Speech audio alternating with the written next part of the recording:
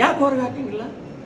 ಪಾಕಿಸ್ತಾನಿನೇ ಅವನು ಮದುವೆ ಆಗಿ ಅವನು ಬಹಳ ದೀರ್ಘವಾಗಿ ಇಲ್ಲೇ ಇದ್ದಾನೆ, ಮಕ್ಕಳು ಮೊಮ್ಮಕ್ಕಳು ಇದ್ದಾನೆ ಅಂತಂದ್ರೆ ಅವ್ನು ಇಟ್ಕೊಳ್ಳೋದು. ಅದು ಕ್ಯಾನ್ಸರ್ ಅದು, ವೈರಸ್, ಅದು ದೇಶದ್ರೋಹಿ ಅದು.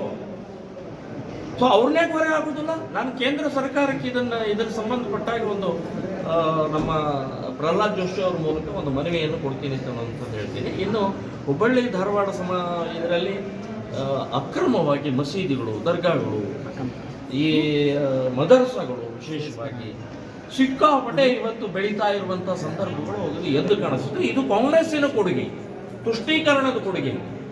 ಎಲ್ಲೆಲ್ಲಿ ಇವರು ಇದ್ದಾರೆ ವ್ಯವಸ್ಥಿತವಾಗಿ ಅವ್ರು ಏನು ಕಣ್ಣು ಮುಚ್ಚಿ ಅವರು ಆನಂದವಾಗಿ ಇವತ್ತು ಕಾಂಗ್ರೆಸ್ ಸರ್ಕಾರ ಅಂತ ಅವರಿಗೆ ಅನಿಸ್ತದೆ, ಮುಸ್ಲಿಂ ಲೀಗ್ ಸರ್ಕಾರ ಇದೆ ಈ ಕರ್ನಾಟಕದಲ್ಲಿ ಅನ್ನುವಂಥದ್ದು ಬಹಳ ದೊಡ್ಡ ಪ್ರಮಾಣದಲ್ಲಿ ಹುಬ್ಬಳ್ಳಿ ಧಾರವಾಡದಲ್ಲಿ ಅಕ್ರಮವಾಗಿ ಮಸೀದಿ, ಮದರ್ಸಾ ಮತ್ತು ದರ್ಗಾಗಳು, ಕಬರಸ್ಥಾನಗಳು ಕೂಡ ನಡೀತಾ ಇದ್ದಾರೆ.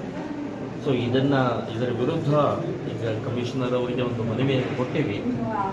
ಮೊನ್ನೆ ನಾನು ಬೆಲ್ಲದ ಮತ್ತು ತೆಂಗಿನಕಾಯಿ ಅವರು MLA ಶಾಸಕರಾದಂಥವ್ರು ಏನು ಇದಕ್ಕೆ ಸಂಬಂಧಪಟ್ಟ ಹೇಳಿಕೆ ಕೊಟ್ಟರು, ಅದನ್ನು ನಾನು ಬೆಂಬಲಿಸ್ತಾ ಇದ್ದೀನಿ, ಸಂಪೂರ್ಣವಾಗಿ ಬೆಂಬಲಿಸ್ತಾ ಇದ್ದೀನಿ. ಅವ್ರ ಹೇಳಿಕೆ ಸಮರ್ಪಕವಾಗಿದೆ, ಸರಿ ಇದೆ ಅಂತನ್ನುವಂಥದ್ದು ಕೂಡ ಹೇಳ್ತಾ ಇದ್ದೀನಿ.